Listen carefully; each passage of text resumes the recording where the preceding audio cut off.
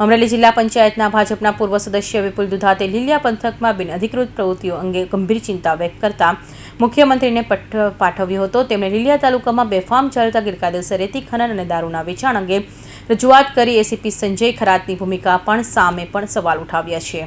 અમરેલી જિલ્લા પંચાયતના ભાજપના પૂર્વ સદસ્ય વિપુલ દુધાતે પત્રમાં જણાવ્યું મુજબ સરકાર દ્વારા વારંવાર કડક સૂચનાઓ આપવામાં આવી હોવા છતાં લીલિયા પંથકમાં 37 ગામોમાં દારૂનું ખુલ્લેઆમ વેચાણ ધમધમી રહ્યું છે અને ગેરકાયદેસર રીતે રેતી ખનન પણ ધમધમી રહ્યું છે। લીલિયા શહેર અને ગ્રામ્ય વિસ્તારોમાં ઠેર ઠેર દારૂની ખાલી બોટલો તેમજ કોતડીઓના ઢગલા જોવા મળે છે, જે રાજ્યમાં દારૂબંધીના કડક અમલની મજાક ઉડાવે છે। અમરેલીના એસપી સંજય ખરાતની અંદર ખાને રહેમ નજર હેઠળ આ કાળો કારોબાર ચાલી રહ્યો હોવાનો વિપુલ દુધાતે ખુલ્લો આક્ષેપ કર્યો છે અને કામગીરી માત્ર કાગળ પર જ દર્શાવતી હોવાનું જણાવ્યું છે।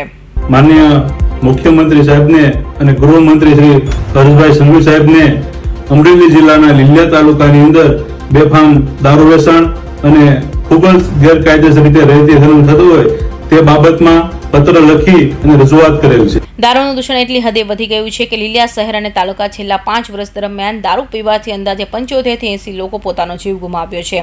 ગેરકાયદેસર રેતી ખનન રોકાયેલા બેફામ વાહન ચાલકો અડફેટે હોવાની આવવાથી પણ અનેક નિર્દોષ લોકો મોતને ભેટ્યા છે। ભોરી રીંગણા વેરાવદર ચોકડી, નાની લીલિયા ચોકડી, લીલિયા ઉમિયા સર્કલ અને અંટાળિયા મહાદેવ ચોકડી ખાતે મૂકેલા સીસીટીવી કેમેરા ફૂટેજ તાત્કાલિક ચેક કરવાની માંગ કરવામાં આવી છે।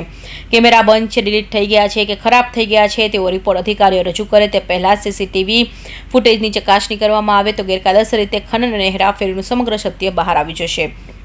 આ મુદ્દે શાસક પક્ષના જ પૂર્વ નેતા દ્વારા મુખ્યમંત્રીને પત્ર લખવામાં આવતા સ્થાનિક રાજકારણમાં અને પોલીસ તંત્રમાં ભારે ખળભળાટ મચી ગયો છે। કૌશિક પટેલનો report, Hind TV news, Surat.